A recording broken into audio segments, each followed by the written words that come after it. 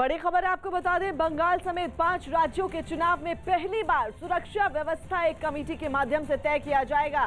चुनाव आयोग का ये फैसला, कमेटी में मुख्य चुनाव अधिकारी और तमाम संबंधित राज्य के नोडल पुलिस अधिकारी और केंद्रीय अर्धसैनिक बलों में कोऑर्डिनेटर शामिल होंगे। कमेटी के सदस्य समय समय पर मिलेंगे और चुनाव के दौरान कहां सुरक्षा व्यवस्था करनी है और कैसे करनी है, ये सारे मापदंड तय किए जाएंगे और भविष्य के सभी चुनाव में चुनाव आयोग इस व्यवस्था को लागू करेगा, यानी कमेटी ही सुरक्षा की व्यवस्था को सुनिश्चित करेगी। नीरज हमारे सहयोगी इस वक्त फोन लाइन पर मौजूद है। नीरज, और क्या जानकारी? फरहाद, देखिए, पहले भी कमेटी का गठन चुनाव आयोग की तरफ से किया जाता था, लेकिन उसमें मुख्य चुनाव अधिकारी और पुलिस के नोडल अधिकारी शामिल होते थे। लेकिन पहली बार ऐसा किया जा रहा है कि केंद्रीय अर्धसैनिक बलों के जो कोऑर्डिनेटर होंगे राज्यों में, उनको भी इसमें शामिल किया जाएगा। और बहुत महत्वपूर्ण फैसला है, क्योंकि पश्चिम बंगाल में कानून और व्यवस्था की स्थिति चुनाव आयोग के लिए महत्वपूर्ण चुनौती है। हालांकि भविष्य के तमाम चुनावों में यह फैसला लागू रहेगा। कमेटी इसी तरह से सुरक्षा व्यवस्था को सुनिश्चित करेगी, लेकिन चुनाव आयोग की तरफ से बहुत बड़ा फैसला है, खासकर चुनाव की में सुरक्षा की व्यवस्था को लेकर।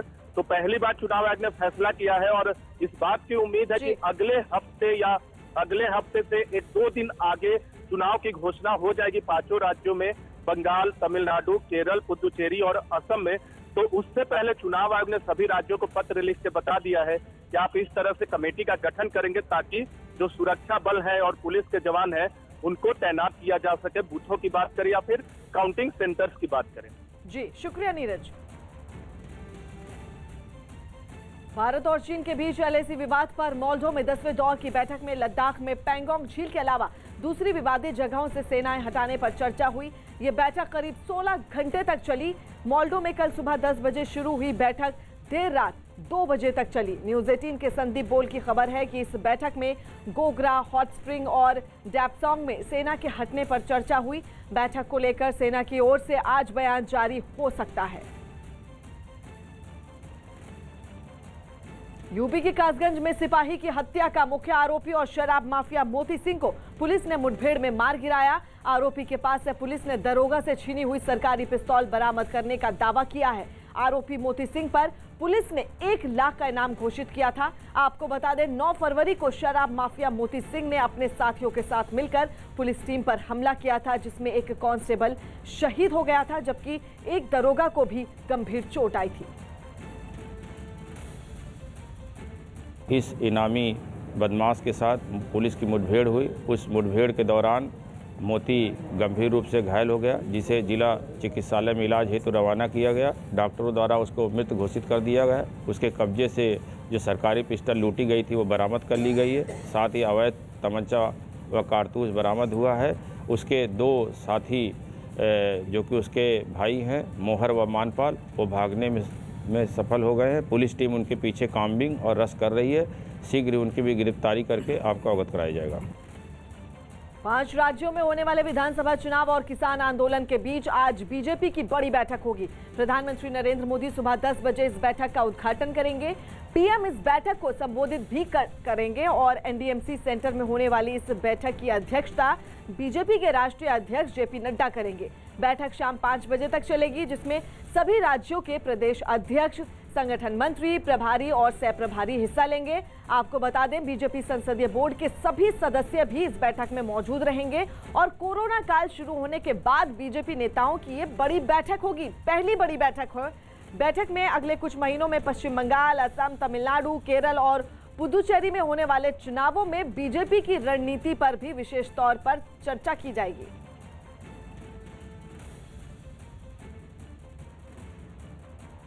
पश्चिम बंगाल के उत्तर 24 परगना में परिवर्तन यात्रा पर हुए हमले में नाराज बीजेपी के कार्यकर्ताओं ने टीएमसी के दफ्तर पर हमला कर दिया। आरोप है कि टीएमसी के कार्यकर्ताओं ने शहर के एक इलाके से गुजर रही परिवर्तन यात्रा पर हमला कर कुछ लोगों की पिटाई कर दी थी, जिसके जवाब में बीजेपी कार्यकर्ताओं ने टीएमसी दफ्तर पर धावा बोल दिया और वहां तोड़फोड़ की। घटना की जो तस्वीरें सामने आई, उनमें कई लोग टीएमसी दफ्तर पर पथराव करते दिखे।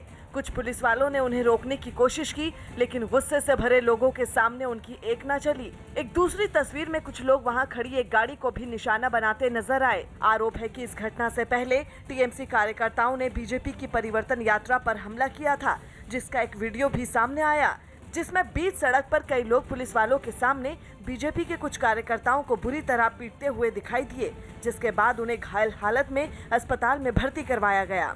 ये लोग चाय पर चर्चा में भाग ले रहे थे, लेकिन उनके गुंडे आए, पुलिस के सामने इन लोगों ने पूरी धड़क बहुत मार मारा। बीजेपी नेता दिलीप घोष ने ट्वीट कर परिवर्तन यात्रा पर हुए हमले की निंदा की। यही नहीं, बीजेपी ने घटना की गृह मंत्री अमित शाह और चुनाव आयोग से शिकायत कर जिले के एसपी पर कार्रवाई की मांग की। उत्तर प्रदेश के मेरठ में शादी समारोह में थूक कर रोटी बनाने वाले नौशाद उर्फ सुहेल नाम के आरोपी को पुलिस ने गिरफ्तार कर लिया। कुछ रोज पहले सोशल मीडिया पर उसका एक वीडियो वायरल हुआ था, जिसमें नौशाद नाम का वो आदमी एक शादी समारोह में रोटी बनाने का काम करता नजर आया, लेकिन रोटी को तंदूर में डालने से पहले वो उस पर थूकता दिखा। उसने एक के बाद एक कई रोटियों पर इसी तरह थूका और फिर उन्हें तंदूर के अंदर डाल दिया। शादी समारोह होने की वजह से आसपास लोगों की भीड़ भी थी, लेकिन वो इन सब से बेपरवाह होकर रोटी पर थूकने और उन्हें तंदूर में पकने के लिए डालने के काम में जुटा रहा। इसी दौरान किसी ने उसकी इस हरकत का वीडियो बना लिया और फिर उसे सोशल मीडिया पर डाल दिया। वीडियो के वायरल होने के बाद हिंदू जागरण मंच नाम के एक संगठन ने पुलिस में शिकायत दर्ज करवा दी। यही नहीं, उसे ढूंढते हुए संगठन के लोग उसके घर पहुंच गए और उसकी जमकर पिटाई कर दी। मारपीट के बाद उन लोगों ने उसे पुलिस के हवाले कर दिया। इस वक्त की बड़ी खबर आ रही है महाराष्ट्र से। राज्य में पिछले 24 घंटे में कोरोना के 6000 से ज्यादा मामले बढ़े हैं, जबकि कोरोना से 40 लोगों की मौत भी हुई है। वहीं मुंबई में पिछले 24 घंटे में 897 नए मामले सामने आए हैं और 3 लोगों की मौत हुई है। कोरोना के बढ़ते मामलों को देखते हुए बीएमसी की ओर से एक गाइडलाइन भी जारी की गई है, जिसके मुताबिक इमारतों को सील करने की प्रक्रिया भी शुरू हो गई है। एक इमारत में 5 या उससे ज्यादा कोरोना मरीज मिलते हैं तो इस इमारत को सील कर कंटेनमेंट जोन घोषित किया जा रहा है। मरीजों की संख्या में कमी आने के बाद ही लोगों को इमारत से निकलने की इजाजत दी जाएगी। आपको बता दें, बीएमसी के आंकड़ों के मुताबिक 20 फरवरी तक मुंबई में 1305 इमारतों को सील किया गया है। देश की आर्थिक राजधानी मुंबई में कोरोना के मामले लगातार बढ़ते जा रहे हैं। ये मामले इतने बढ़ते जा रहे हैं कि मुंबई की मेयर किशोरी पेडनेकर जो है वो खुद अब लोगों के बीच जाकर उनको मास्क दे रही है। इतना ही नहीं, लोगों को अवेयर भी कर रही है। मैम, क्या बताना चाहेंगे, क्या कोरोना इतना बढ़ चुका है कि अभी आपको उतरना पड़ रहा है? हाँ, मैं समझती हूँ, पहले मैं मुंबई का रहे, मैं नागरिक हूँ। हाँ। और मैं शिव सैनिक हूँ। हाँ। और अभी मेरा पद महापौर है। महापौर की जिम्मेदारी सब है, ऐसे लोग कहते हैं, और मुझे पता है मेरी जिम्मेदारी, मेरा कर्तव्य। तो मैं मेरा कर्तव्य कर रही है कि जिसके पास मास्क नहीं है उसको मास्क देना। और मास्क ही ऐसे ही अभी है कि ये अपना दवा भी है और दुआ भी है, तो लगाना चाहिए। मैम, हमने देखा कि जो मार्शल आपने तैनात किए हैं जगह जगह, उनके ऊपर अभी बहुत विवाद चल रहे हैं, लोग और लोगों के बीच में, और मार्शल जो बीएमसी के लिए मीटिंग रखी है, मार्शल के सब जो मेन बॉस है उनको मैं कहने वाली है, एकदम पोलाइट लोगों के साथ नम्रता से लोगों को कहो, लोग सुनते हैं। छत्तीसगढ़ के अलग अलग शहरों में बीजेपी महिला मोर्चा ने महिलाओं पर बढ़ते अत्याचार के विरोध में राज्य सरकार के खिलाफ प्रदर्शन किया। राजधानी रायपुर में तो सांसद सरोज पांडे की अगुवाई में महिला मोर्चा से जुड़ी सैकड़ों कार्यकर्ता राज्यपाल से शिकायत करने के लिए राजभवन की तरफ कूच कर गई, लेकिन पुलिस ने सड़क पर बैरिकेड लगाकर उन्हें रोक लिया, जिसके बाद मार्च में शामिल बीजेपी युवा मोर्चा के कार्यकर्ता पुलिस वालों से भिड़ गए। कुछ लोग बैरिकेड पर चढ़ गए और उसे जोर जोर से हिलाकर गिरा दिया। इस बीच वहां मौजूद पुलिस ने उन्हें रोकने की कोशिश की, जिसका उन पर कोई असर नहीं हुआ। हालात बिगड़ने पर पुलिस वालों ने उन्हें जबरन हटाना शुरू किया, जिससे नाराज कई लोग उनसे धक्का मुक्की करने लगे। इससे पहले बीजेपी महिला मोर्चा की सैकड़ों कार्यकर्ताओं ने शहर की एक सड़क पर मार्च निकाला।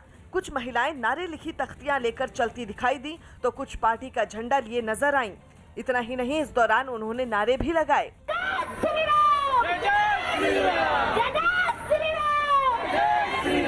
बाद में बीजेपी सांसद सरोज पांडे ने महिलाओं पर अत्याचार बढ़ने का दावा करते हुए राज्य सरकार पर जमकर निशाना साधा। बहनों के स्वाभिमान के साथ खेलने की उन्होंने शुरुआत की है, हमारी अस्मिता को सुरक्षित नहीं रखा है, हमने इसलिए ये शुरुआत की है। काफी देर तक राजभवन के सामने बवाल होता रहा। हालांकि बाद में किसी तरह पुलिस अधिकारियों ने समझा बुझाकर मामला शांत करवा दिया। असुद्दीन ओवैसी ने शिवपाल यादव से मुलाकात की। यूपी के आजमगढ़ में एक शादी समारोह में पहुंचे एआईएमआईएम अध्यक्ष असदुद्दीन ओवैसी ने प्रगतिशील समाजवादी पार्टी के नेता शिवपाल यादव से मुलाकात की। खबर है कि दोनों नेता आगामी विधानसभा चुनाव में गठबंधन बनाकर चुनाव में उतर सकते हैं। मैं तो चाहता हूं समान विचारधारा के सभी लोग इकट्ठे हों। मध्य प्रदेश के कृषि मंत्री कमल पटेल ने सड़क पर घायल हालत में मिले 2 लड़कों की मदद की।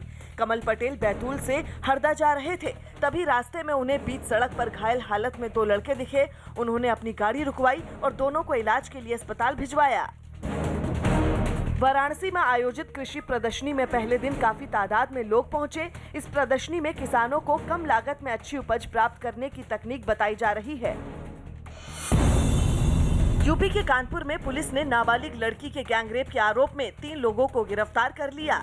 आरोप है कि गांव के ही 2 लड़कों ने अपने साथी के साथ मिलकर पहले लड़की को अगवा किया और फिर उसका रेप किया। उत्तराखंड के चमोली में जंगल में लगी आग ने काफी बड़े इलाके को अपनी चपेट में ले लिया। आग इतनी भीषण है कि उसके आसपास के रिहायशी इलाकों में भी फैलने का खतरा मंडराने लगा है। बिहार के लालगंज में एक ट्रक ने बाइक सवार को टक्कर मार दी, जिससे उसकी मौत हो गई। इस घटना से नाराज लोगों ने सड़क जाम कर हंगामा किया। बीजेपी अध्यक्ष जेपी नड्डा ने पार्टी के संगठन मंत्रियों के साथ अहम बैठक की। इस अहम बैठक में राज्यों में पार्टी के कामकाज की समीक्षा की गई। बैठक में पार्टी के पदाधिकारियों को निर्देश दिए गए कि जिन राज्यों में बीजेपी की सरकार है, वहां केंद्र सरकार की योजनाओं के बारे में बताया जाए। खबर है कि बैठक में जेपी नड्डा ने संगठन के मंत्रियों को निर्देश दिए कि कृषि सुधार कानूनों पर भ्रम दूर करने के लिए ज्यादा से ज्यादा लोगों तक संपर्क किया जाए। जिन राज्यों में चुनाव है, वहां केंद्र सरकार के कामों का जबरदस्त तरीके से प्रचार भी किया जाए।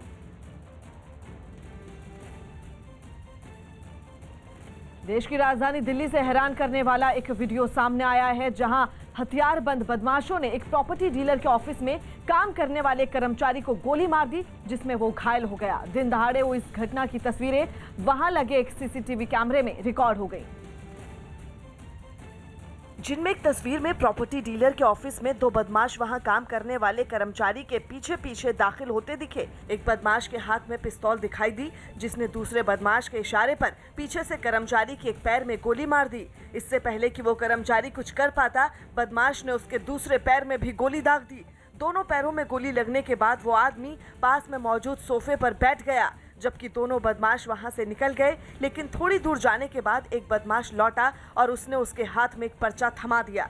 इससे पहले दोनों बदमाश उस कर्मचारी से बातचीत करते नजर आए, जबकि थोड़ी ही दूरी पर उनका एक साथी बाइक पर बैठा नजर आया। इस घटना के बाद पुलिस ने केस दर्ज कर बदमाशों की तलाश शुरू कर दी। महाराष्ट्र कांग्रेस के अध्यक्ष नाना पटोले ने एक बार फिर अमिताभ बच्चन और अक्षय कुमार को धमकी दी है। नाना पटोले ने तेल की कीमतों पर ट्वीट ना करने के लिए अमिताभ और अक्षय कुमार को काले झंडे दिखाने की धमकी दी है। एक तरफ अमिताभ बच्चन के घर की सुरक्षा बढ़ा दी गई है, तो दूसरी तरफ नाना पटोले की बौखलाहट भी बढ़ गई है। आपको बता दें, 2 दिन पहले 18 फरवरी को नाना पटोले ने अमिताभ और अक्षय की शूटिंग रोकने की धमकी दी थी, और अब पटोले ने फिर से धमकी दी है कि अमिताभ और अक्षय जहां भी दिखाई देंगे, वहां पर उन्हें काले झंडे दिखाए जाएंगे। सभी को बड़ी तकलीफ होती है। मैं अक्षय कुमार के विरोध में नहीं बोला, मैं अमिताभ बच्चन के विरोध में नहीं बोला, उनके करनी के विरोध में बोला। वो असली हीरो नहीं है। असली हीरो रहते तो लोगों को जो तकलीफ होती है, तकलीफ में लोगों के साथ रहना चाहिए, ये हमारी बात है। अगर वो कागज़ के शेर बन के रहना चाहते तो रहे, हमें कोई तकलीफ नहीं। उन्हें ट्वीट करना चाहिए। आज की परिस्थितियों पे हम उनको ज़बरदस्ती नहीं करेंगे। हमने कदम पीछे नहीं किया है। हम अमिताभ बच्चन को और अक्षय कुमार को उनके पिक्चर जब रिलीज़ होंगे तो काले झंडे हम दिखाएंगे। जहाँ दिखेंगे वहाँ काले झंडे दिखाएंगे। हम लोकतंत्र के रास्ते से हम चलेंगे। हमें कोई भी हम गोडसे वाले नहीं, हम गांधी वाले। शूटिंग बंद नहीं करेंगे। नाना पटोले की धमकी के बाद अमिताभ बच्चन के घर की सुरक्षा बढ़ा दी गई है। नाना पटोले ने जब से अमिताभ का विरोध करने और काले झंडे की धमकी दी है, तब से अमिताभ के घर की सुरक्षा कड़ी कर दी गई है।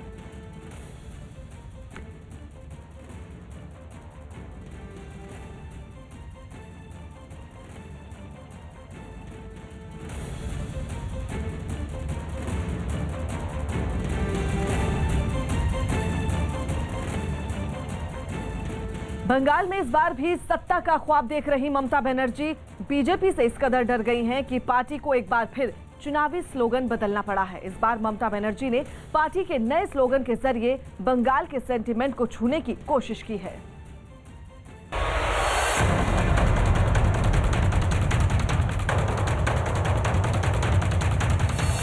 बंगाल में टीएमसी का इमोशनल कार्ड,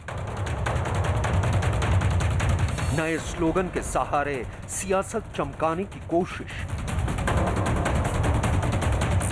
बंगाल में ममता बनर्जी की बेटी वाली पॉलिटिक्स।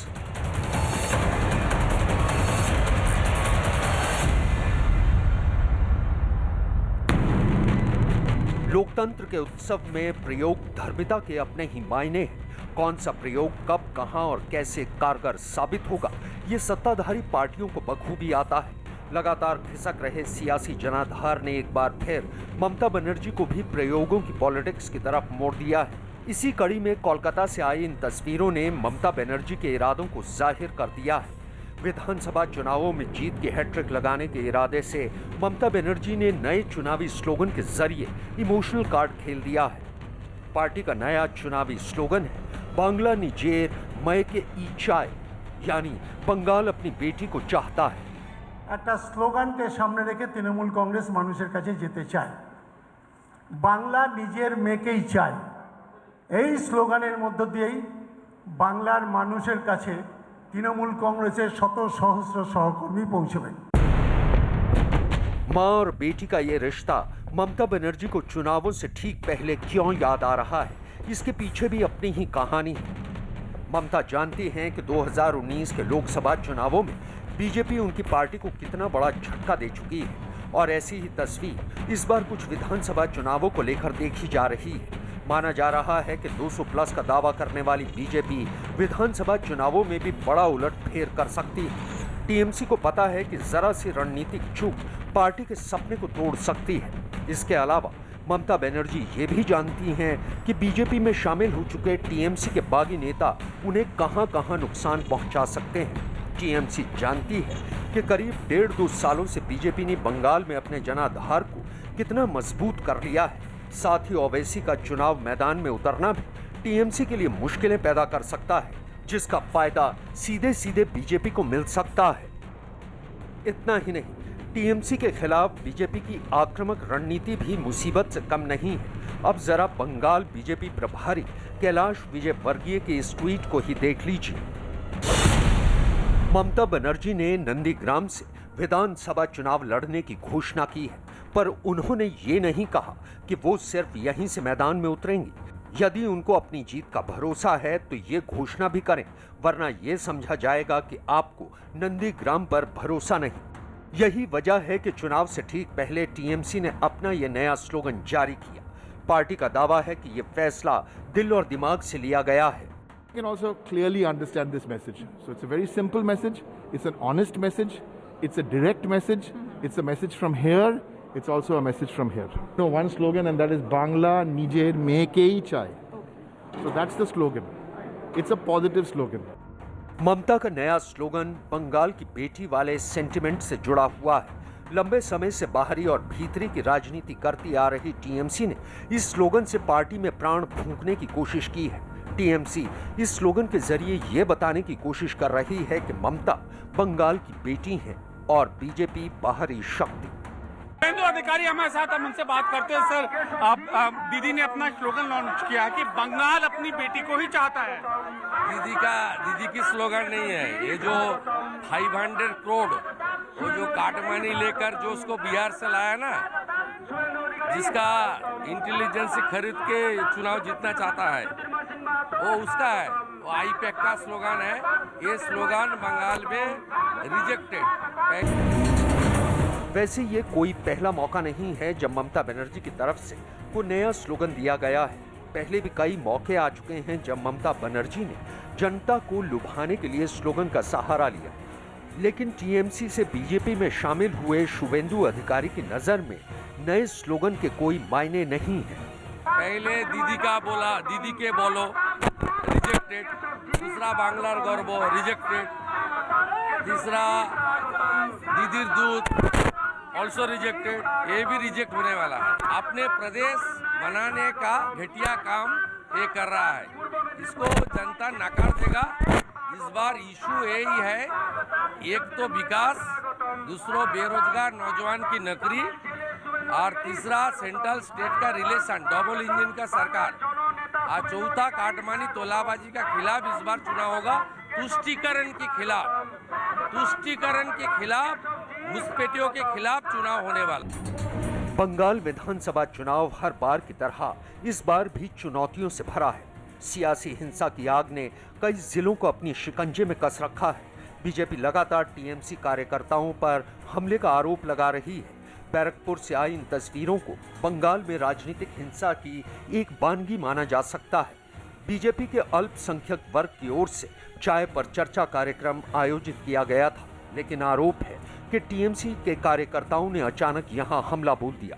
हैरान करने वाली बात यह है कि ये सब कुछ पुलिस प्रशासन के सामने हुआ, लेकिन पुलिस हाथ पर हाथ धरे खड़े रही।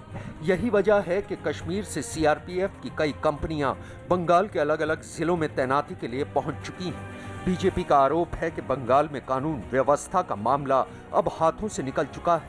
बीजेपी के बढ़ते कद से ममता इस कदर तिलमिला उठी हैं कि उनके कार्यकर्ताओं को हिंसा के अलावा कोई दूसरा रास्ता नहीं सूझ रहा है।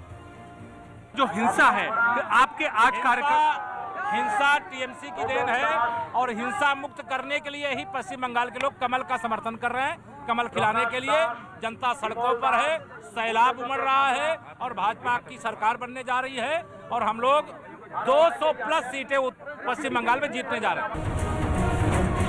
दरअसल बंगाल विधानसभा चुनावों की तैयारियां अब उस दौर में है जहां साम दाम दंड भेद वाली सियासत मुखर होती जा रही है। इसी कड़ी में बीजेपी युवा मोर्चा से ताल्लुक रखने वाली पामेला गोस्वामी की गिरफ्तारी ने तूल पकड़ लिया है। पूर्व अभिनेत्री पामेला गोस्वामी को कोकेन के साथ गिरफ्तार किया गया है। हालांकि खुद पामेला ने कोर्ट में पेशी से पहले दावा किया कि उनके खिलाफ साजिश रची गई है। साथ ही उन्होंने खुद को बेकसूर बताते हुए सीआईडी जांच की मांग की। गंडगोल को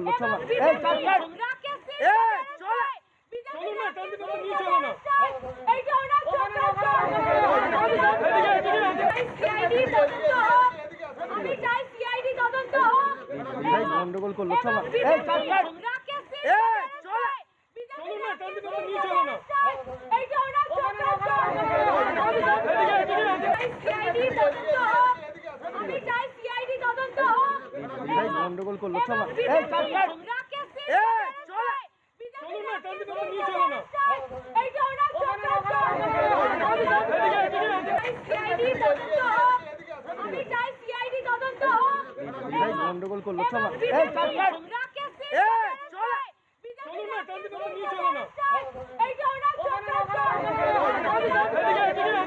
वहीं बीजेपी ने भी पामेला गोस्वामी की गिरफ्तारी को एक साजिश करार दिया है।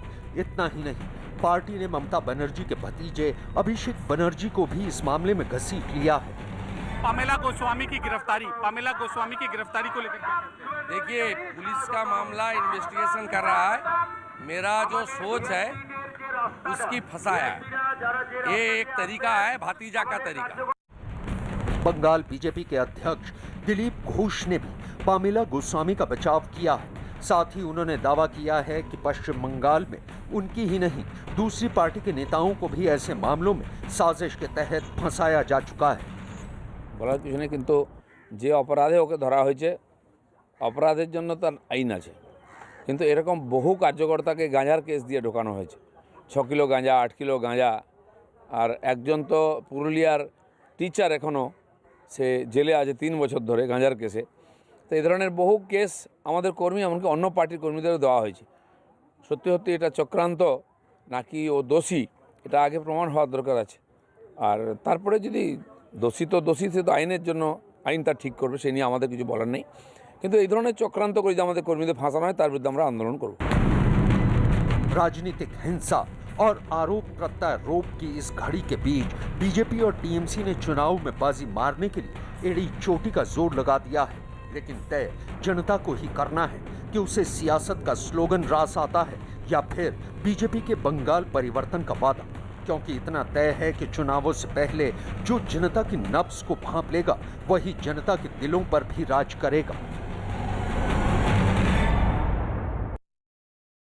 अफगानिस्तान की राजधानी काबुल में 3 अलग अलग धमाकों में 5 लोगों की मौत हो गई और 2 लोग घायल हो गए।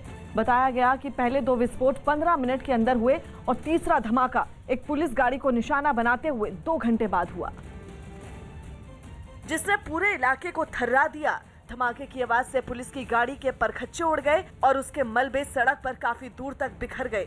धमाके की बाद की जो तस्वीर सामने आई, उनमें एक तस्वीर में कई लोग गाड़ी के मलबे को सड़क से हटाते और उसे एक बड़े ट्रक में रखते हुए दिखे। इतना ही नहीं, इस ताकतवर धमाके की जद में आने से सेना के 2 जवान और एक नागरिक की मौत हो गई, जिनके खून के धब्बे सड़क पर बिखरे नजर आए। صدای انفجار شنیده شد. وقتی که در ساحه حضور یافتیم دیدیم که یک جسد در این قسمت افتادگی بود و یک جسد دیگه در سر بام و یک थोड़ी देर बाद वहां फायर ब्रिगेड के लोग पहुंच गए, जिन्होंने पानी की बौछार कर सड़क को साफ किया। इन धमाकों के बाद पूरे इलाके को सील कर दिया गया। चप्पे चप्पे पर सुरक्षा बल के जवानों को तैनात कर दिया गया ताकि किसी भी तरह के हालात से वक्त रहते निपटा जा सके। हालांकि अभी तक इन हमलों की जिम्मेदारी किसी आतंकी संगठन ने नहीं ली है। बिहार में नल जल योजना में गड़बड़ी करने वाले मुखिया पंचायत चुनाव नहीं लड़ पाएंगे। बिहार में नल जल योजना में गड़बड़ी करने वाले मुखिया इस बार पंचायत चुनाव में शामिल नहीं हो पाएंगे। पंचायती राज विभाग ने एक आदेश जारी किया है, जिसके मुताबिक नल जल योजना में गड़बड़ी करने वाले ठेकेदारों और मुखिया पर कार्रवाई होगी। साथ ही इस योजना के तहत जिस इलाके में समय पर काम पूरा नहीं होगा, उस इलाके के मुखिया को अगले चुनाव के लिए अयोग्य घोषित किया जाएगा। यूपी के मुख्यमंत्री योगी आदित्यनाथ आज केरल का दौरा करेंगे, जहां वो कई कार्यक्रमों में शिरकत करेंगे। यूपी के हरदोई से पुलिस ने फर्जी दस्तावेज के जरिए नौकरी पाने वाले 3 शिक्षकों को बर्खास्त कर दिया। साथ ही प्रशासन ने तीनों के खिलाफ FIR दर्ज करने और उनसे वेतन वसूल करने का निर्देश भी दिया। कर्नाटक हाईकोर्ट ने गैंगस्टर रवि पुजारी की हिरासत मुंबई पुलिस को देने का आदेश दिया। मुंबई में रवि पुजारी के खिलाफ 49 मामले दर्ज हैं। 2016 के गजाली होटल में हुई फायरिंग मामले में मुंबई पुलिस ने रवि पुजारी की हिरासत की मांग की थी। मध्य प्रदेश के इंदौर से पुलिस ने हथियार तस्करी के आरोप में 5 लोगों को गिरफ्तार कर लिया। साथ ही पुलिस ने आरोपियों से कई हथियार भी बरामद कर लिए। मध्य प्रदेश के टीकमगढ़ में पुलिस ने चोरी के आरोप में 5 लोगों को गिरफ्तार कर लिया। पुलिस ने आरोपियों से 15 लाख नकद और गहने भी बरामद करने का दावा किया। उत्तर प्रदेश के मुख्यमंत्री योगी आदित्यनाथ आज केरल दौरे पर जाएंगे। योगी आदित्यनाथ केरल में विधानसभा चुनाव से पहले शुरू होने वाली बीजेपी की परिवर्तन यात्रा के कार्यक्रम में शामिल होंगे और रैली को भी संबोधित करेंगे। न्यूज़ 18 के अजीत सिंह की खबर है कि योगी आदित्यनाथ दोपहर 12 बजे लखनऊ से केरल के लिए रवाना होंगे। योगी आदित्यनाथ की छवि फायर ब्रांड हिंदूवादी नेता की है। ऐसे में बीजेपी केरल के चुनाव में हिंदू वोटों के साधने के लिए उनका चेहरा आगे रखना चाहती है। पटना में बिहार बोर्ड की सोशल साइंस की 10वीं की परीक्षा रद्द होने के विरोध में कुछ छात्रों ने जमकर बवाल किया। ये परीक्षा पूरे बिहार में 19 फरवरी को हुई थी, लेकिन परीक्षा से पहले ही पेपर लीक हो गया, जिसके बाद सोशल साइंस की परीक्षा रद्द कर दी गई। और इसी वजह से पटना के कई छात्रों का गुस्सा फूट पड़ा। सामने आई एक तस्वीर में कुछ छात्र सड़क पर उतरकर हंगामा करते दिखे। इतना ही नहीं, गुस्साए प्रदर्शनकारियों ने सड़क से गुजर रही बसों और गाड़ियों को भी निशाना बनाया और उनके शीशे तोड़ दिए। सड़क पर हो रहे बवाल की वजह से वहां जाम लग गया। कई गाड़ियां उसमें फंस गई, लेकिन छात्रों का हंगामा नहीं रुका। हालांकि कुछ देर बाद पुलिस वालों ने मामले को शांत करवाकर जाम खुलवाया। दिल्ली के बेगमपुर इलाके में एक नाबालिग लड़की की बेरहमी से हत्या कर दी गई। परिवार का आरोप है कि शादी से इनकार करने पर उनकी नाबालिग लड़की के सिर पर हथौड़ा मारकर उसकी हत्या कर दी गई। हत्या का आरोपी फरार बताया जा रहा है, जिसकी पुलिस तलाश कर रही है। लड़की के परिवार का दावा है कि आरोपी पहले भी लड़की को धमकी दे चुका था और उस पर शादी का दबाव बना रहा था, लेकिन जब लड़की ने उसकी बात नहीं मानी और उसका प्रस्ताव ठुकरा दिया और लड़का नाराज हो गया, जिसने उसकी हत्या कर दी। घर पे आया, घर पे कहने लग गया बहन से कि तू मेरे से शादी कर ले। तो बहन ने यानी माँ को बताया सबका, जैसे से बोल रहा। तो फिर मम्मी बोल रही थी अभी आ रहे हम, उसे सब्जी लेने के लिए बाहर भेज दिया। तो उसने सर पे हथौड़ा मार कर चला गया, गेट बाहर से बंद कर दिया, चाबी अंदर फेंक दी। स्पेन के बार्सिलोना में गायक पाब्लो हसेल की गिरफ्तारी के विरोध में शुरू हुआ प्रदर्शन हिंसक हो गया। राजशाही का विरोध करने वाले पाब्लो हसेल को 4 दिन पहले गिरफ्तार किया गया था। इसके बाद उसके हजारों समर्थक बार्सिलोना की सड़कों पर हैं। एक दिन पहले तो उसकी रिहाई की मांग कर रहे लोगों ने पूरे शहर में जमकर तोड़फोड़ और आगजनी की। सड़कों पर रखे कूड़ेदानों को तो एक जगह जमा कर उसमें आग लगाने लगे। चंद मिनटों में ही पूरा शहर सुलग उठा। आग के शोले और धुएं से पूरा इलाका दहशत से भर गया। भीड़ को काबू करने के लिए पुलिस ने पूरी तैयारी के साथ रास्तों पर मुस्तैदी दिखाई, लेकिन लोगों के गुस्से को शांत करना उसके लिए भी आसान नहीं रहा। वहां से सामने आई एक तस्वीर में कुछ लोग एक बैंक के अंदर शीशे तोड़कर घुसते हुए दिखाई दिए। इतना ही नहीं, प्रदर्शन में शामिल कुछ लोगों ने बैंक के अंदर तोड़फोड़ भी की। हालात बिगड़ते देख वहां के प्रधानमंत्री भी मीडिया के सामने आए और लोगों से कानून को हाथ में न लेने की अपील की। Ninguna, precisamente porque la violencia no es una libertad. पिछले 4 दिनों से जारी इस प्रदर्शन में हिंसा भड़काने के आरोप में करीब 100 लोगों को गिरफ्तार किया जा चुका है। और अब बात उस गूंज की जिसे सुनकर चीन और पाकिस्तान दोनों सहमे हुए हैं। बीकानेर में मौजूद एशिया की सबसे बड़ी फील्ड फायरिंग रेंज में भारत और अमेरिका की सेना के बीच युद्धाभ्यास जारी है। 15 दिनों तक चलने वाले इस युद्धाभ्यास में दोनों देशों की सेनाएं मिलकर राजस्थान की रेतीली जमीन पर अपने रणकौशल का प्रदर्शन कर रही हैं। बीकानेर में हो रहे इस संयुक्त सैन्य अभ्यास के जरिए चीन और पाकिस्तान जैसे देशों को संदेश साफ है कि उनकी किसी भी जुर्रत और किसी भी साजिश का अंजाम उन पर भारी पड़ सकता है।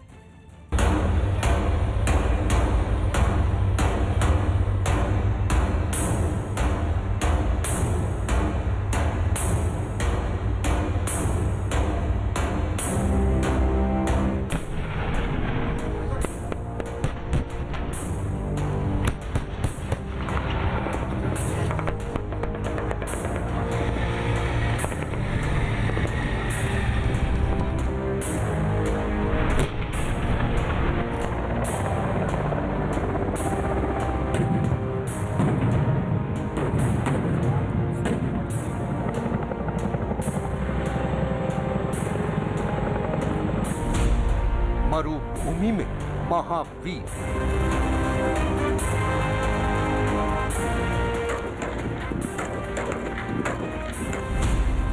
बीकानेर में ऑपरेशन जोरावर,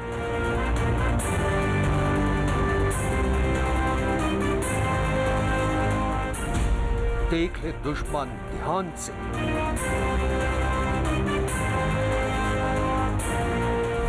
भारत और यूएस की दोस्ती का दम।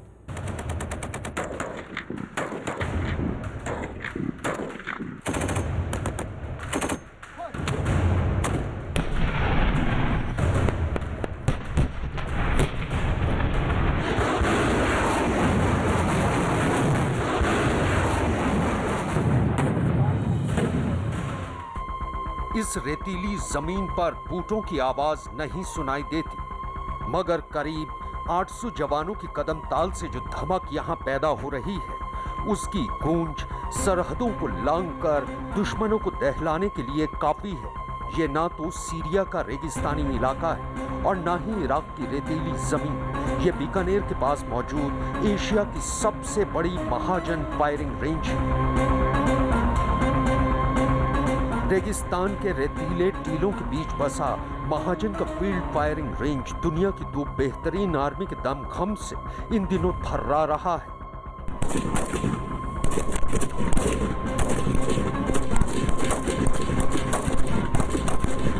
जी हां, आपने एकदम दुरुस्त सुना। दुनिया की 2 बेहतरीन आर्मी यानी भारत और अमेरिका के करीब 800 फौजी एक साथ आतंक और दुश्मन देशों से निपटने की चुनौतियों को पार करने की अपनी तैयारियों को परख रहे हैं। They were very capable vehicles, very quiet, and our soldiers very disciplined, and this allowed us to basically approach and infiltrate insurgent strongholds silently and rapidly before they even knew we were there. Bikaner की रेतीली जमीन पर जिस वक्त संयुक्त सैन्य अभ्यास की वजह से रेत हवा में उड़ रही है, वो यूं ही जमीन पर नहीं बैठ जाएगी, बल्कि वो रेत सरहदों को पार कर उन मुल्कों तक एक पैगाम भी लेकर जाएगी जो साजिश की जमीन पर घात लगाने की लकीरें खींचते रहते हैं। ये पैगाम है, देख ले दुश्मन ध्यान से, हारेगा वो हर बाजी जब खेलेंगे ये जी जान से। इसी पैगाम की बानगी नजर आ रही है यहाँ बीकानेर के इस मैदान पर। दोनों देशों की आर्मियों में बेहतरीन सामंजस्य है और उन्होंने न सिर्फ एक दूसरे की आर्मीज के प्रोफेशनलिज्म को समझा है, बल्कि एक दूसरे के साथ कल्चरल एक्सचेंजेस भी किए हैं, जिससे कि दोनों आर्मीज को कहीं भी किसी भी समय किसी भी चुनौती का पूर्ण तरह सामना करने में आसानी हो और कहीं भी ग्लोबली काउंटर टेररिज्म के खिलाफ उसका इस्तेमाल किया जा सके। भारत और अमेरिका के सैनिक यहाँ मिलकर जंग के हालात से निपटने का एक ऐसा अभ्यास कर रहे हैं कि दुश्मन कोई भी हो उसके हौसले पस्त हो जाएं। इन जांबाज सिपाहियों की हदें तो शायद खुद इन्हें भी नहीं मालूम, तभी तो जमीन से लेकर आसमान तक में हर जंग को जीतने और दुश्मन के छक्के छुड़ाने की तैयारी की जा रही है। भारत और अमेरिका के बीच जारी युद्धाभ्यास में इस वक्त यहाँ पे जो ड्रिल चल रही है वो हेलीकॉप्टर के जरिए सेना को दुश्मन के इलाके में उतारा जा रहा है। उसके बाद यहाँ से अलग अलग जगह पर जो है वहाँ अटैक किया जाएगा और इसको रूम इंटरवेंशन ड्रिल कहा जाता है। मी-17 हेलीकॉप्टर की वजह से आप देख सकते हैं कि पूरी धूल जो है यहाँ पे उड़ गई है। ये एक आम सा साधारण प्रोसेस है किसी भी डेजर्ट एरिया में। इस तरीके से जब भी भारतीय सेना या कोई भी दूसरी सेना ऑपरेशन करती है तो हेलीकॉप्टर के जरिए ही उतारा जाता है और आप देख सकते हैं कि कितना मुश्किल होता है इस तरीके के इन्वायरमेंट में हेलीकॉप्टर के जरिए ऑपरेशन करना। और आप देख सकते हैं कुछ भी पीछे दिखाई नहीं दे रहा है।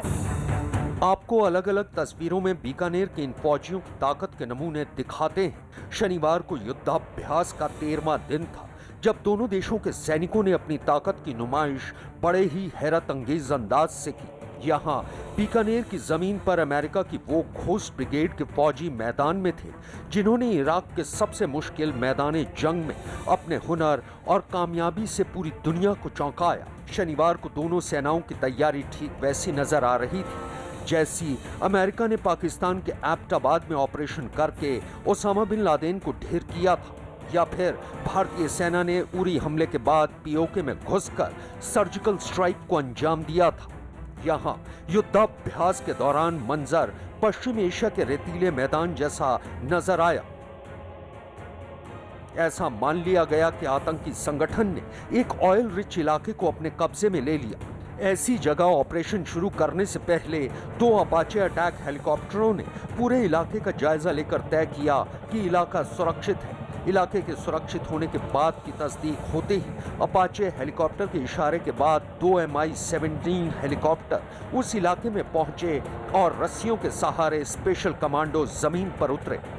ये एक ऑपरेशन एरिया है, ये सीधी लड़ाई की तस्वीरें इस तरीके की होती हैं और आप देख सकते हैं कि Mi-17 हेलीकॉप्टर्स यहाँ पे पहुँचे हैं। लगातार अपाचे अटैक हेलीकॉप्टर इस पूरे एरिया को गार्ड कर रहा है और अब इन हेलीकॉप्टर के जरिए फिर से एक और कमांडोज की टीम को उस लोकेशन पर उतारा जा रहा है जहां पे कि आतंकियों के छुपे होने की खबर है और उस ऑपरेशन को अंजाम दिया जाना है। ये सामने आप ये बिल्डिंग देख सकते हैं, ये सारी बिल्डिंगें वही है जिनको कि निशान लगाया हुआ है कि किस किस बिल्डिंग में किस तरीके का ऑपरेशन करना है। ये एक रियल टाइम ऑपरेशन है। उसके बाद चिनूक हेलीकॉप्टर के जरिए जीप को ऑपरेशन एरिया में उतारा गया, ये जताने के लिए कि जंग के मैदान में जमीन पर आसमान के रास्ते कैसे रसद और मदद पहुंचाई जा सकती है। आप देख सकते हैं चिनूक जो कि हैवी लिफ्ट हेलीकॉप्टर है, भारतीय सेना ने इसको अमेरिका से लिया है। वो अब मैदान जंग में आप देख सकते हैं कि एक टैक्टिकल व्हीकल को उतार रहा है। इस हेलीकॉप्टर की यही खासियत है कि ये भारी से भारी सामान को आसानी से उन सब इलाकों में भेज सकता है। बात करें अगर हम लोग अमेरिका ने जो ऑपरेशन किया था लादेन पर, उस वक्त भी इन हेलीकॉप्टर्स का भी इस्तेमाल किया गया था और ये इस वक्त मैं उस जगह पे जहां ऑपरेशन करना है उस जगह पे जो है इस वक्त ये जो जीप है उसको टैक्टिकल व्हीकल है उसको यहां से उतारा जा रहा है। भारतीय सेना और अमेरिका के बीच जारी अभ्यास में अमेरिका की बख्तरबंद गाड़ी स्ट्राइकर भी आकर्षण का केंद्र रही। यह वही गाड़ी है जिसके जरिए अमेरिकी सेना इराक और अफगानिस्तान में अपने ऑपरेशन को अंजाम देती आई है। ये पूरा डेजर्ट एरिया है और यहाँ पे इस वक्त भारत और अमेरिका के जो फोर्सेस हैं वो काउंटर टेररिज्म का एक ड्रिल जो है उसको कर रहे हैं। इस साइड में आप देख सकते हैं कि लगातार जो है BMPs जो है भारतीय BMPs जो है वो यहाँ से फायर कर रही है। उसके साथ में जो है T-90 भीष्मा टैंक जो कि लगातार निशाने को साध रही है और आप जिस तरीके से आप देख सकते हैं कि बिल्कुल सामने निशाना है और उसको जो है अचीव किया जा रहा है। लगातार जो है फायरिंग यहाँ से जारी है और ये सबसे खास बात ये है कि जो ये T-90 टैंक है इनको भारतीय सेना ने तैनात किया है LAC पर। जिस तरीके के हालात इस वक्त बने हुए हैं BMP से लेकर आप देख सकते हैं कि लगातार फायरिंग कर रहे हैं। उधर 3 T-90 टैंक्स हैं, उसके साथ में 2 स्ट्राइकर हैं। जब पूरा इलाका घेर लिया गया तब शुरू हुई आतिशबाजी, गोलीबारी। T-90 tank, infantry combat vehicle और अमेरिकी स्ट्राइकर ने पूरे इलाके को घेर लिया, टारगेट सेट किए और फिर जबरदस्त गोलाबारी। हर एक गोला सटीक निशाने को भेद रहा था। ये नजारा दुश्मन के छक्के उड़ाने के लिए काफी है। पाकिस्तान की सीमा पर तैनात भारतीय टैंक T-90 को लद्दाख में LAC पर भी तैनात किया गया है और जिस तरह T-90 गर्म रेगिस्तान में गोला बरसा सकता है तो ठंडे रेगिस्तान कहे जाने वाले लद्दाख में भी जमकर गोला बरसाने को तैयार है। भारत और अमेरिका के बीच जारी युद्धाभ्यास जिसको नाम दिया गया एक्सरसाइज जोरावर, यानी कि वो शख्स, वो नाम जिसने कि तिब्बत में घुसकर जो है उसको जीता था। आप देख सकते हैं सामने T-90 टैंक है। ये वही टैंक है जो कि भारतीय सेना ने LAC पर भारत और चीन के बीच जारी विवाद के चलते भेजे थे और वहाँ पे अब भी इनकी तैनाती है। इनकी खास बात ये है कि ये ऊंची हाई ऑल्टीट्यूड एरिया में बर्फ से भरे मैदानों में भी बेहतरीन तरीके से फायर कर सकते हैं और रेगिस्तान में तो आप सामने देख रहे हैं किस तरीके से लगातार ये फायर कर रहे हैं और अपने जो टारगेट है उसको अचीव कर रहे हैं। 8 फरवरी से शुरू होकर 21 फरवरी तक चलने वाले इस ऑपरेशन की असली थीम है काउंटर टेररिज्म। लिहाजा इस थीम के इर्द गिर्द दोनों सेनाओं ने एक दूसरे की ताकत और रण कौशल के बीच तालमेल को साझा करने का ही अभ्यास किया। इस थीम को नाम भी दिया गया है ऑपरेशन जोरावर। भारत और अमेरिका के संयुक्त युद्धाभ्यास की एक खास तस्वीर पर तवज्जो देना शायद बहुत जरूरी है और ये तस्वीर है इस बंदूक की जिसे 6 सॉवर राइफल कहते हैं। ये राइफल अभी तक तो अमेरिकी सेना के सिपाही ही इस्तेमाल करते रहे हैं, मगर इस बेहद आधुनिक बंदूक को पकड़ना और चलाना अब हिंदुस्तान के सिपाहियों ने न सिर्फ सीख लिया है बल्कि भारतीय सेना के पास अब ये बंदूकें भी हैं जिनकी आग उगलती नाल से इस्लामाबाद से लेकर बीजिंग तक का हाल बेहाल है। यहाँ बीकानेर में 6 सॉवर राइफल का परीक्षण किया जा रहा है। सेना युद्धाभ्यास में इन बंदूकों की मारक क्षमता को परख रही है। इस नई असॉल्ट राइफल का निशाना कितना सटीक है इसकी जांच कर रही है। हाल ही में भारतीय सेना ने अपने सैनिकों की ताकत को बढ़ाने के लिए अत्याधुनिक गन्स जो है वो ली है और इस वक्त आप देख सकते हैं कि सोल्जर जिस गन को लेकर इस वक्त एम लगा के बैठे हैं ये 6 सॉवर राइफल है। ये राइफल जो है भारत ने अमेरिका से ली है। इसकी खास बात यह है कि ये वजन में हल्की है और इसकी जो एक्यूरेसी है वो बहुत शानदार। ये पहली बार ऐसा हो रहा है कि इस राइफल के साथ जो है भारतीय सेना किसी अभ्यास में शामिल हो रही है। खास बात यह है कि ये अभ्यास भी जो है अमेरिका के साथ ही चल रहा है और अमेरिकन गन है ये।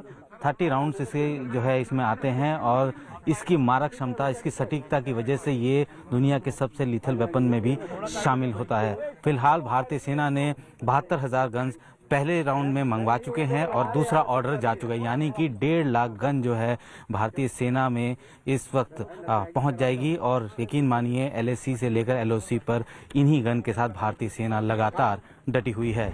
6 सॉवर राइफल पानी में, कीचड़ में, रेत में और बर्फ में भी खामोश नहीं होती। 6 सॉवर राइफल वजन में हल्की होती है। ये 400 मीटर यानी करीब आधा किलोमीटर तक निशाना लगाने में सक्षम है। इसका निशाना बेहद सटीक है क्योंकि इसमें व्यू फाइंडर जैसी चीजें लगी होती हैं। 6 सॉवर राइफल विपरीत परिस्थितियों में भी काम करती है। इन द इंटरिम हमें एक बहुत ज़रूरत थी एक राइफल की, हाई क्वालिटी राइफल की, तो वो हमको 6 सॉयल में दिखती है और ये लाइन ऑफ कंट्रोल और लाइन ऑफ एक्चुअल कंट्रोल के ऊपर डिप्लॉय होगी, क्योंकि ये बंकर्स में से फाइटिंग के लिए बहुत आला दर्जे की है, क्योंकि इसकी रेंज बहुत अच्छी है, इसमें नाइट विजन कैपेबिलिटी है, नाइट फायरिंग कैपेबिलिटी है, इसकी एक्यूरेसी अच्छी है, रेंज अच्छी है। तो ये सारी चीजें मिला के देखा जाए तो ये weapon system line of control और लाइन ऑफ एक्चुअल कंट्रोल के लिए बहुत बेहतर है, जहां पे हम दुश्मन के सामने आंख में आंख डालकर बैठे हुए हैं। ऐसे हालात में ये बहुत ही जदीद तरीन हथियार है। अमेरिकी सैनिक अपने साथ कई ऐसे नए गैजेट भी साथ लेकर आए हैं जो कि युद्ध के मैदान में काफी कारगर साबित होते हैं। उनमें से एक है मैक्रो ड्रोन ब्लैक हॉर्नेट, जो कि वजन में काफी हल्के हैं। 2 कैमरे से लैस एक बार चार्ज करने के बाद 25 मिनट तक 4 किलोमीटर तक दुश्मन के इलाके में उड़ान भर सकते हैं। महाजन फील्ड रेंज में भारत और अमेरिका के बीच युद्धाभ्यास जारी है और कई अलग अलग तरीके के इक्विपमेंट जो है अमेरिकन सोल्जर्स लेके आए हैं। ये आप देख सकते हैं, ये मिनी ड्रोन, इसको ब्लैक हॉर्नेट इसका नाम दिया गया है। और आप ये मेरे हाथ में है, लेकिन आप सोल्जर्स जो कि इस ड्रोन को ऑपरेट कर रहे हैं, आप देख सकते हैं कि यहाँ पे ऑपरेशन चल रहा है। इसमें 2 कैमरे लगे हुए हैं। इन 2 कैमरे के ज़रिए जो है ये जो है आने वाले आगे जो चुनौतियाँ हैं या दिक्कतें हैं उनको जो है देख सकता है। ख़ास बात यह है कि 4 किलोमीटर के रेडियस में ये काम करता है। बात करते हैं यूएस आर्मी के अधिकारी से जो कि इसको ऑपरेट कर रहे हैं। How effective is this? Extremely effective for the purposes that we use it for. It's one of the only drones that the U.S. commonly uses that's able to go inside of buildings, culverts, underneath things. भारतीय सेना के Rudra helicopter ने भी जमकर target को भेदा। दोनों का काम करने का तरीका अलग अलग है, तो उनके काम करने के तरीके में जो ड्रिल्स हमें अच्छी लगी वो हमने अपने ड्रिल्स में शामिल की है और हमारी जो ड्रिल्स अच्छी हैं वो उन्होंने अपने ड्रिल्स में शामिल करी है। तो बेसिकली मुद्दा ये था कि जहाँ कहीं भी अगर हमें मौका मिले एक साथ काम करने का तो दोनों एक साथ काम कर सकते। इस युद्धाभ्यास में शामिल होने भारत आए अमेरिकी सैनिक भी काफ़ी कुछ सीख कर जा रहे हैं। Well, I think the experiences that we bring are nicely complemented by the different experiences of our Indian Army partners. The wonderful thing about coming together in this environment is that they can share with us their knowledge, their tactics, and their experiences. At the same time, we can share our experiences with them, and that is a very special opportunity for us. बीते 13 दिनों से यहाँ दुनिया की 2 बेहतरीन army एक साथ मिलकर पसीना बहा रही हैं। ऐसे हालात से निपटने के लिए जो अचानक आते हैं और सब कुछ तहस नहस कर जाते हैं। सेना की कहावत है कि जितना अभ्यास में पसीना बहाओगे जंग के मैदान में उतना कम खून बहाना पड़ेगा। शायद ये सैनिक इसी कहावत को अमली जामा पहना रहे हैं। इस बीच बड़ी खबर आ रही है जम्मू कश्मीर से, जहां सुरक्षा बल ने आतंकी ठिकाने का पर्दाफाश किया है। अनंतनाग के जंगलों में आतंकी ठिकाने का पर्दाफाश करते हुए सुरक्षा बल ने भारी तादाद में हथियार बरामद किए हैं, जिसमें राइफल, पिस्टल, ग्रेनेड, टेलीस्कोप, गोलियों समेत आतंकियों के इस्तेमाल की गई और भी कई चीजें बरामद की गई हैं। और इस पूरी खबर पर हमारे सहयोगी रिफत इस वक्त फोन लाइन पर हमारे साथ जुड़ रहे हैं। रिफत, और क्या क्या चीजें बरामद की गई हैं?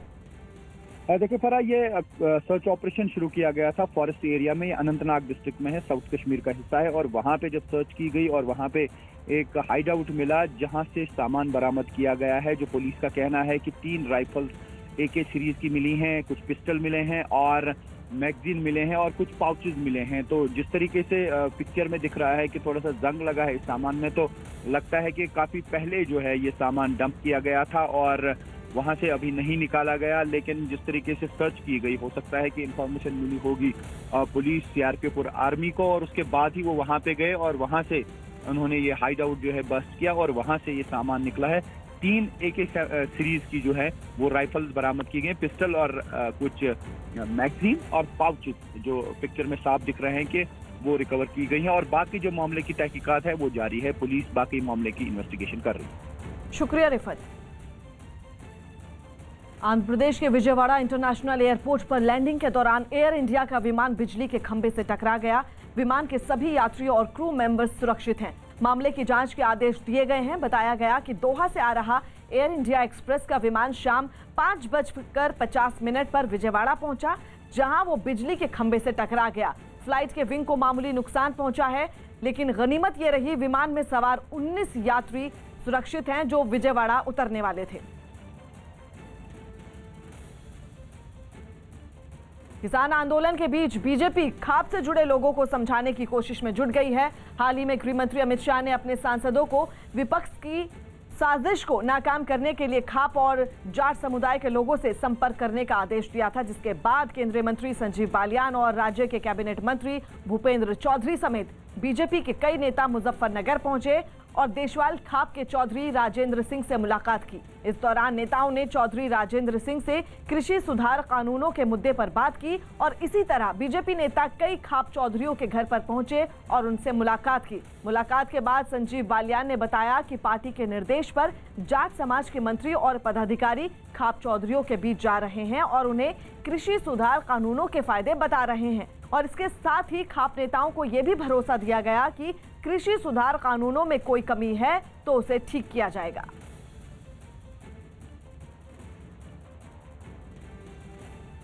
बिहार के समस्तीपुर से खौफ से भर देने वाला एक वीडियो सामने आया है। वहां पैक्स अध्यक्ष पर कुछ लोगों ने बीच सड़क पर हमला कर दिया। बताया गया कि पिछले 1 साल से हमलावरों से उसका विवाद चल रहा था और यही विवाद खूनी संघर्ष की वजह बन गया। कुछ मिनटों में ही समस्तीपुर का महादेव चौक रण क्षेत्र में तब्दील हो गया। वहां डंडे और लात घूंसों की बरसात होने लगी। इस मारपीट के कारण पूरे इलाके में अफरा तफरी का माहौल हो गया। वहां से सामने आई एक तस्वीर में कुछ लोग पहले तो एक कार को निशाना बनाते दिखे, उसके बाद जान बचाने के लिए कार से बाहर भागे लोगों पर वार करना शुरू कर दिया। करीब 10 मिनट तक बीच सड़क पर यह हंगामा चलता रहा। कुछ देर बाद घटना वाली जगह पर पुलिस भी पहुंच गई और मारपीट में घायल हुए लोगों को अस्पताल में भर्ती करवा दिया। आज से 1 वर्ष पूर्व हम लोग को हमसे झंझट किया था, उसमें फायरिंग भी किया था, हम बाल बाल बच गए थे। वहीं पुलिस ने भी इस मामले को गंभीरता से लिया और इसकी जांच में जुट गई। आंध्र प्रदेश के पूर्व सीएम चंद्रबाबू नायडू ने प्रधानमंत्री को एक खत लिखा। आंध्र प्रदेश के पूर्व सीएम चंद्रबाबू नायडू ने प्रधानमंत्री को खत लिखा। इस खत में उन्होंने विशाखापट्टनम में मौजूद राष्ट्रीय इस्पात निगम लिमिटेड के निजीकरण के फैसले को रद्द करने की अपील की। बिहार के भागलपुर में जेडीयू विधायक बीमा भारती की सड़क पर खड़ी गाड़ी में अचानक आग लग गई। आग लगने की जानकारी मिलते ही लोग वहां इकट्ठा हो गए। कुछ देर बाद दमकल कर्मी भी वहां पहुंच गए, लेकिन तब तक काफी देर हो चुकी थी। आग में कार जलकर राख हो गई। सोनू सूद का एक वीडियो सोशल मीडिया पर वायरल हो गया। इस वीडियो में वो कसरत करते दिखाई दिए। मध्य प्रदेश के बड़वानी में कुछ लोगों ने करीब 10 फीट लंबे अजगर को पकड़ लिया। ये अजगर पेड़ पर बैठा था, तभी कुछ लोगों की नजर उस पर पड़ी, जिसके बाद लोगों ने उसे पकड़कर वन विभाग को सौंप दिया। मध्य प्रदेश के खजुराहो में 7 दिनों तक चलने वाले अंतर्राष्ट्रीय डांस फेस्टिवल समारोह का आगाज हो गया। राज्य की पर्यटन और संस्कृति मंत्री उषा ठाकुर ने इसकी शुरुआत की। समारोह में पहुंचे कलाकारों ने अपने शानदार प्रदर्शन से समा बांध दिया।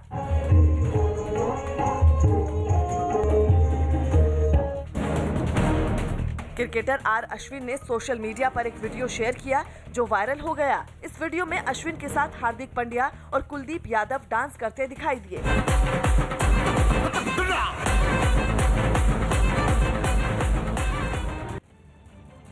गुजरात निकाय चुनाव में कुल 572 सीटों के लिए वोटिंग शुरू हो गई है। कुछ देर बाद गृह मंत्री अमित शाह भी अहमदाबाद में मतदान करेंगे, तो वहीं मुख्यमंत्री विजय रूपाणी राजकोट में अपना वोट डालेंगे। गुजरात के निकाय चुनावों में इस बार असदुद्दीन ओवैसी की पार्टी AIMIM ने भी अपने उम्मीदवार उतारे हैं।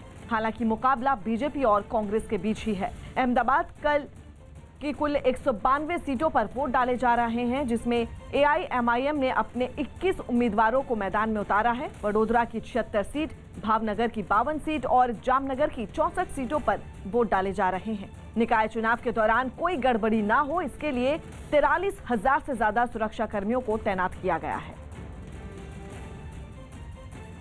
यूपी के आजमगढ़ में AIMIM के अध्यक्ष असदुद्दीन ओवैसी ने शिवपाल यादव से मुलाकात की। दोनों की ये मुलाकात काफी अहम मानी जा रही है। दोनों नेताओं की मुलाकात MIM के यूपी अध्यक्ष शौकत अली की बेटी की शादी में हुई। ओवैसी इससे पहले सोहेलदेव भारतीय समाज पार्टी के अध्यक्ष ओम प्रकाश राजभर से मुलाकात कर चुके हैं। वो यूपी में छोटे दलों के साथ चुनाव लड़ने का ऐलान भी कर चुके हैं।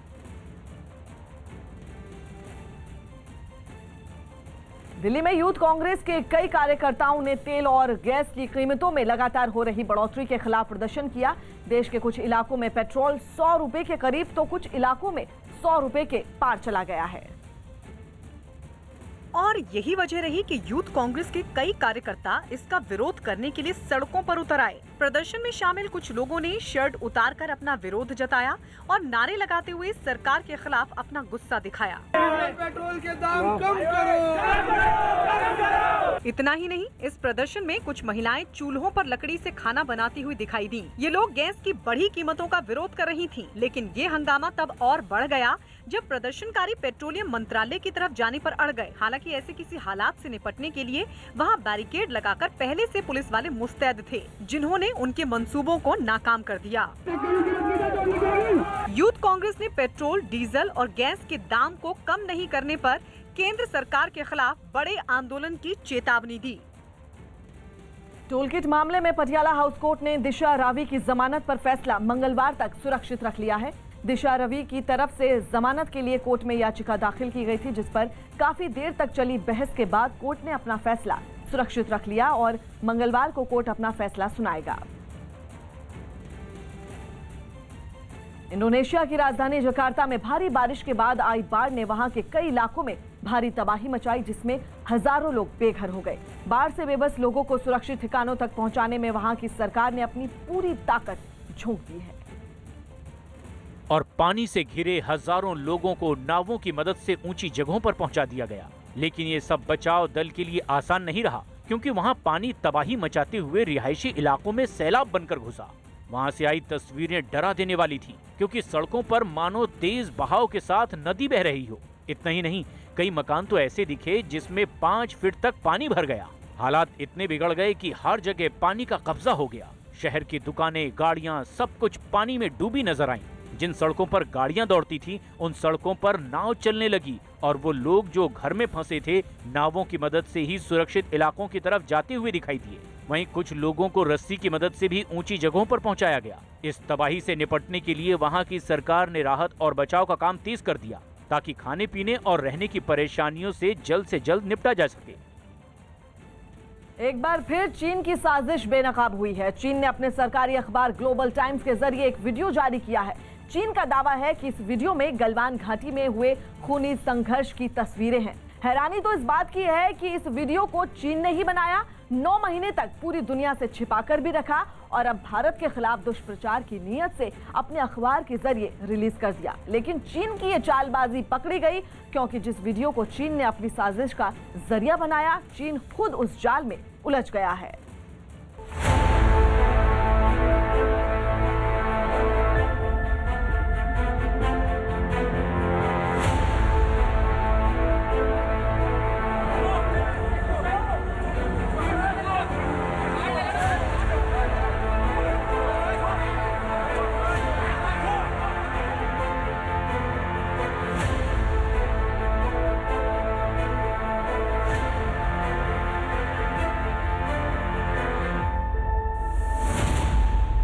अपनी चाल से चित हुआ चीन,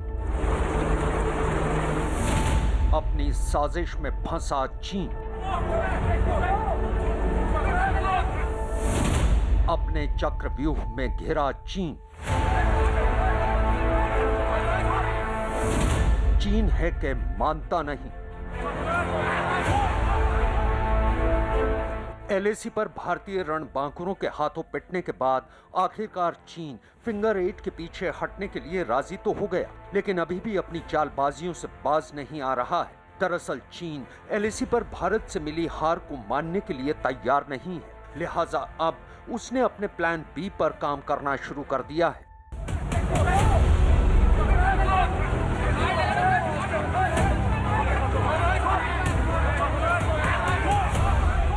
प्लान बी यानी भारत के खिलाफ दुष्प्रचार। हैरानी तो इस बात की है कि चीन का तमाम सरकारी तंत्र उसकी इस साजिश को अंजाम तक पहुंचाने में जुटा हुआ है।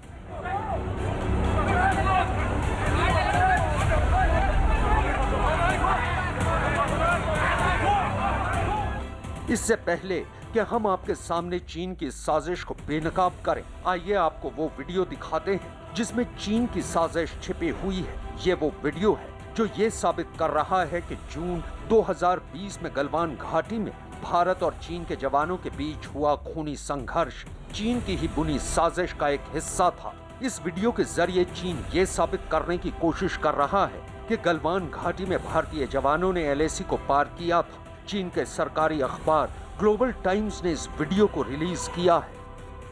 चीन के नीति के अनुसार उनकी जो 3 वॉरफेयर स्ट्रैटेजी है उसके अधीन राजनीतिक और इंफॉर्मेशन वॉरफेयर ये 2 एक आले हैं जिनके अंतर्गत वो प्री काइनेटिक वॉरफेयर को आयोजित करता है।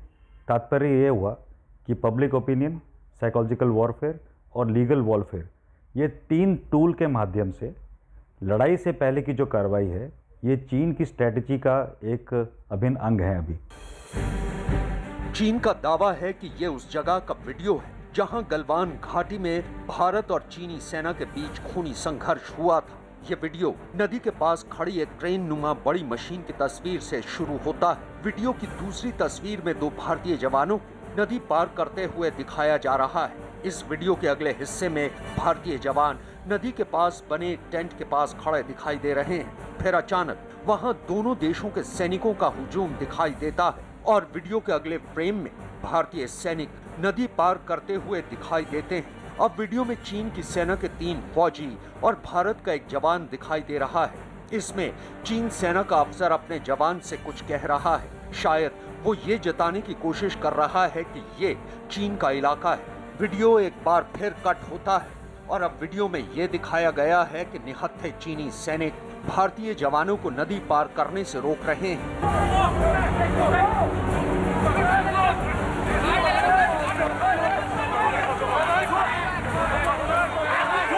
और भारतीय सैनिक हाथों में डंडे लिए उनसे भिड़ रहे हैं। अब वीडियो के अगले हिस्से में ये साबित करने की कोशिश की गई है कि चीनी अफसर दोनों देशों के सैनिकों के बीच घिरे हुए हैं। इस बीच चीनी सैनिक हाथापाई के लिए तैयार होते दिखाई देते हैं।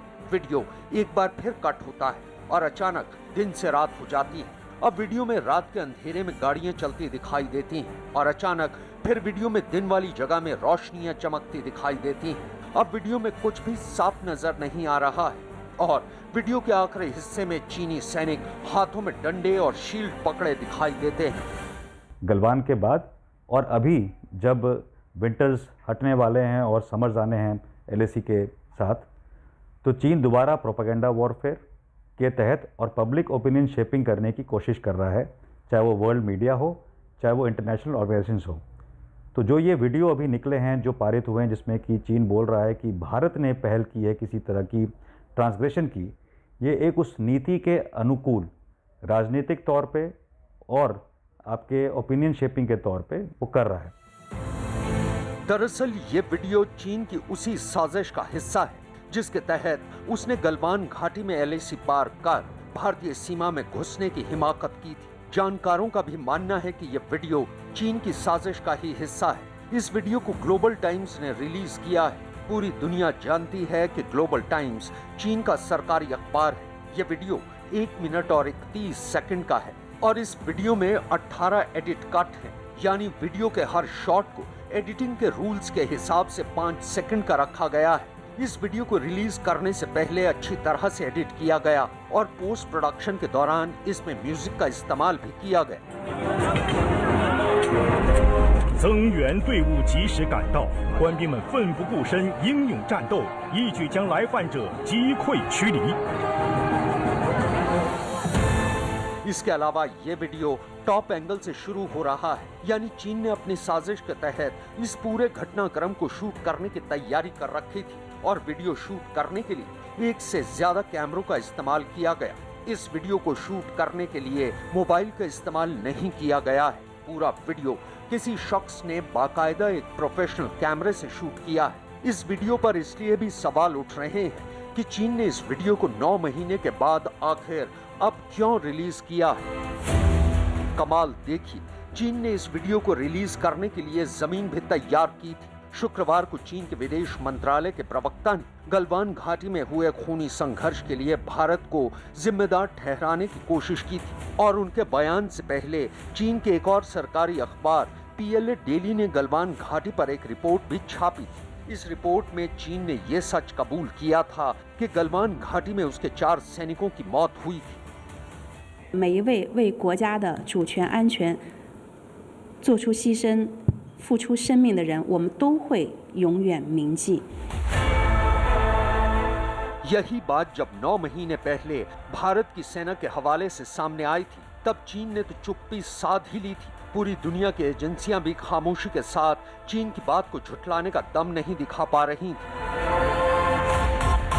गलवान में चीन के कितने सैनिक मारे गए, कुछ बता सकते हैं आप उसके बारे में हमें? हाँ, तो मैं इसको गेस नहीं करना चाहता हूँ, लेकिन मैं ये जरूर बताना चाहता हूँ कि जब ये सिचुएशन हुई तो हमारे जो ओपीज थे ऊपर बैठे हुए ऑब्जर्व कर रहे थे सिचुएशन को, उन्होंने देखा कि कई एक जो चाइनीज आर्मी की कैजुअलिटीज़ को उठा के ले जाया जा रहा था, 50 से ऊपर थी, पर वो फेटल थी कि इंजर्ड थे, ये मैं नहीं कह सकता। तो मैं कोई फिगर पे उंगली नहीं रखूँगा, लेकिन काफ़ी उनकी कैजुअलिटीज़ हुई हैं। जानकारों का कहना है कि चीन इस वीडियो को जारी कर खुद को विक्टिम दिखाने की कोशिश कर रहा है। चीन इस वीडियो के जरिए ये जताना चाहता है कि गलवान घाटी में हिंसा की शुरुआत भारत ने की थी, जबकि चीन की फितरत और चालबाजियों से पूरी दुनिया वाकिफ है। ऑस्ट्रेलियन स्ट्रेटेजिक पॉलिसी इंस्टीट्यूट के रिसर्चर नेथन रूसर का दावा है कि जियो लोकेटर से पता चलता है कि झड़प वाली जगह भारतीय सीमा में 50 मीटर अंदर थी। एक चट्टान पर पहुंचने और नदी पार करने से पहले भारतीय सेना को फुटेज में घाटी के दक्षिण की ओर चलते देख सकते हैं और उनका कहना है कि वीडियो में दिखने वाला पत्थर भारतीय सीमा में हरे रंग से घेरे गए स्थान के पास है। यानी ये वीडियो ये साबित कर रहा है कि चीनी सेना ने भारतीय इलाके में घुसपैठ की थी।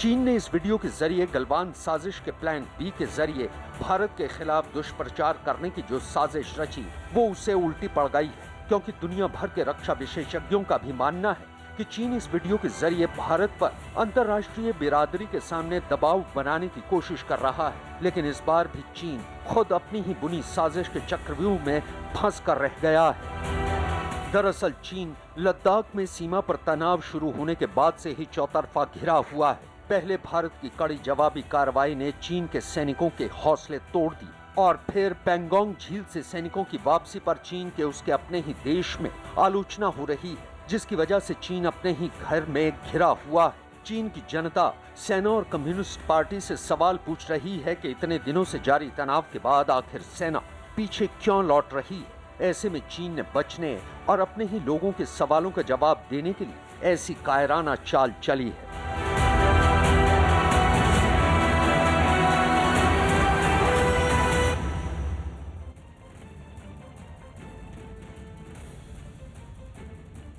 बड़ी खबर आपको बता दें, यूएन ने भारत की तारीफ की है। जिस तरह से कोरोना पूरी दुनिया में फैला है, उसको वैक्सीनेशन को लेकर भारत की तारीफ की है यूएन ने। बड़ी खबर आपको बता दें, यूएन ने भारत की तारीफ की है कोरोना वैक्सीन को लेकर। जिस तरह से भारत ने दुनिया भर में दवाई पहुंचाई है इस संकट के समय में, इस पूरे चीज को देखते हुए यूएन ने भारत की तारीफ की है। बेहद ही अहम खबर है हर एक देशवासी के लिए, क्योंकि वैक्सीन पर भारत की तारीफ की है। भारत को ग्लोबल लीडर बताया है यूएन ने। कोरोना का जिस तरह से डटकर मुकाबला किया है हिंदुस्तान ने, ना सिर्फ हिंदुस्तान में बल्कि पूरी दुनिया में सहयोग किया भारत ने, उसको लेकर तारीफ की गई है। भारत ने 2 लाख टीके भेजे हैं और वैक्सीन पर भारत की तारीफ की है। यूएन ने भारत की तारीफ की है। संकट के समय में जिस तरह से भारत पूरी दुनिया के साथ खड़ा है और लगातार मदद का हाथ बढ़ा रहा है, उसके बाद ग्लोबल लीडर भारत को बताया गया है। बेहद ही बड़ी खबर, कोरोना से जंग में आगे बताया भारत को और यूएन शांति सैनिकों के लिए टीके भेजे 2 लाख, जिसके बाद ये तारीफ हुई है भारत की वैक्सीन पर, भारत की तारीफ हुई है। नीरज हमारे सहयोगी इस वक्त फोन लाइन पर मौजूद है। नीरज, यूएन की तारीफ किस तरह से देखा जाए?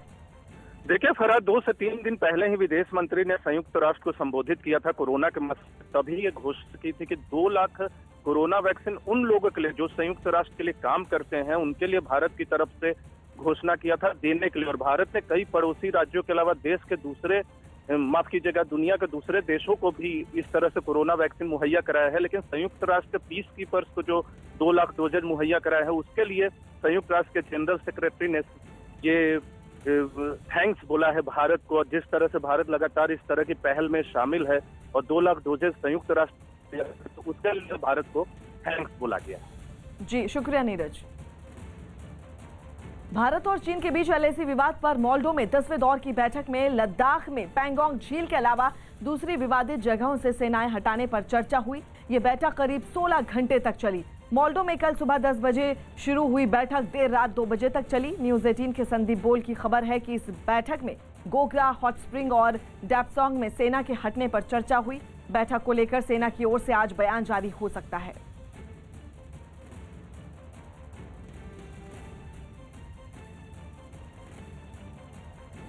अब बात कोरोना से जारी जंग से जुड़ी। भारत में दुनिया का सबसे बड़ा वैक्सीनेशन शुरू हो चुका है, फिर भी हम सबको कुछ सावधानियां बरतनी है। कोरोना से लगातार जंग जारी है और इसके लिए मास्क पहनना जरूरी है, बार बार हाथ धोना जरूरी है और सबसे ज्यादा जरूरी है 2 गज की दूरी। कोरोना से जंग में ये सावधानियां आज भी हैं जरूरी।